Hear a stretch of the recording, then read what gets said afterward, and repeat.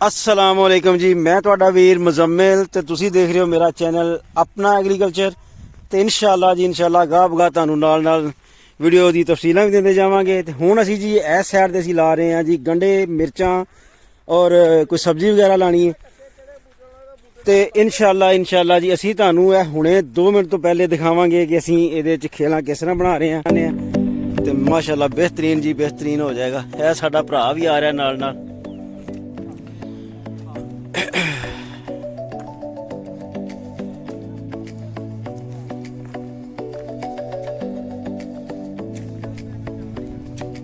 ਮਾਰ ਸਾਹਿਬ ਕੀ ਕਰ ਰਹੇ ਹੋ? ਮਾਸ਼ਾਅੱਲਾ ਮਾਸ਼ਾਅੱਲਾ ਮਿਰਚਾਂ ਲਾਵਾਂਗੇ ਤੇ ਸਹੀ ਹੋ ਗਿਆ। ਹਾਂਜੀ ਤੇ ਇਹ ਤੁਸੀਂ ਲੇਟ ਨਹੀਂ ਹੋ ਗਏ ਕਿਤੇ?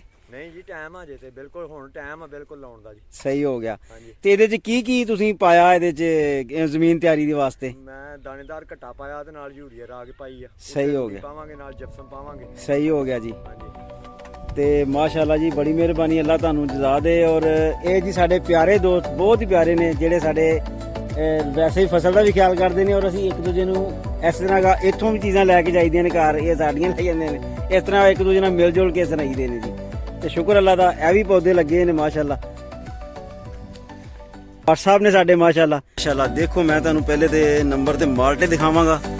ਇਹ ਦੇਖੋ ਮਾਸ਼ਾਅੱਲਾ ਮਾਲਟੇ ਲੱਗੇ ਹੋਏ ਨੇ। ਇਹ ਦੇਖੋ ਲੇਕਿਨ ਇੱਥੇ ਇਹ ਹੈ ਕਿ ਚਲੋ ਬੱਚੇ ਆਂਦੇ ਜਾਂਦੇ ਨਾ ਉਤਾਰ ਦਿੰਦੇ ਨੇ ਆ ਪੂਰਾ ਮਾਸ਼ਾਅੱਲਾ ਮਾਲਟਿਆਂ ਦਾ ਸੀ। ਤੇ ਹੁਣ ਇੱਥੇ ਇੱਕ ਸਾਡਾ ਬੰਦਾ ਨਾ ਨਿੰਬੂਆਂ ਦੇ ਦਿਵਾਲੇ ਹੋਇਆ ਹੈ, ਉਹ ਦੇਖਦੇ ਆ ਜੀ। अस्सलाम वालेकुम मदर साहब, की हो रहा? ਮੈਂ ਯਾਰ ਨਿੰਬੂ ਤੋੜਨ ਲਿਆ ਥੋੜੇ ਜਿਹੇ। वाह भाई वाह, क्या बात है। ਇਹ ਵੇਲਣ ਤੋਂ ਜਾ ਕੇ ਰੋਹ ਪੀਣੀ ਦੇ ਵਿੱਚ ਉਹਦੇ ਨਿੰਬੂ ਲਾਵਾਂਗਾ। ਰੋਹ ਖੱਟੀ ਮਿੱਠੀ ਹੋ ਜਾਏਗੀ, ਉਂਝ ਮਿੱਠੀ ਬੜੀ ਹੁੰਦੀ ਗੰਨਿਆਂ ਤੇ ਆ ਵੇਖ ਨਾ ਆਹ ਤੋਂ ਲਾਏ ਡੰਗਰਾਂ ਨੂੰ ਪਾਉਣ ਵਾਸਤੇ ਬਾਕੀ ਕਿੰਨੇ ਛੱਡੇ ਨੇ ਰੋਹ ਪੀਣੀ ਗੰਨਾ ਹੀ ਕੋਨਾ ਚੁੱਪੜਾ ਦੱਸੋ ਭਾਈ ਜਾਨ जी शुक्रिया जनाब। ਮੈਂ ਦਾਤਰੀ ਆਪਣੇ ਕੋਲ ਆ या वाह भाई वाह, मजे ਕਿੰਨੇ ਵੱਢਣੇ क्या बात है ਨਿੰਬੂ ਲੱਗੇ ਨੇ ਦੱਸੋ। जी जी माशाल्लाह जी। यह देखो बड़े प्यारे नींबू ने माशाल्लाह जी।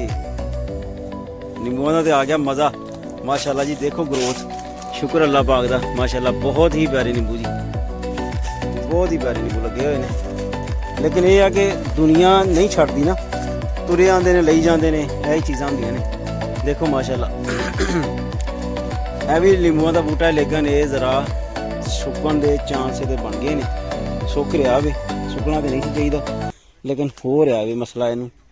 ਚਲੋ ਅੱਲਾ ਪਾਕ ਇਹਨੂੰ ਹੋਰ ਪਾਣੀ ਦੀ ਵਜ੍ਹਾ ਤੋਂ ਮੇਰੇ ਖਿਆਲ ਕੋਈ ਮਸਲਾ ਬਣ ਗਿਆ, ਕੋਈ ਨਹੀਂ ਇਨਸ਼ਾਅੱਲਾ।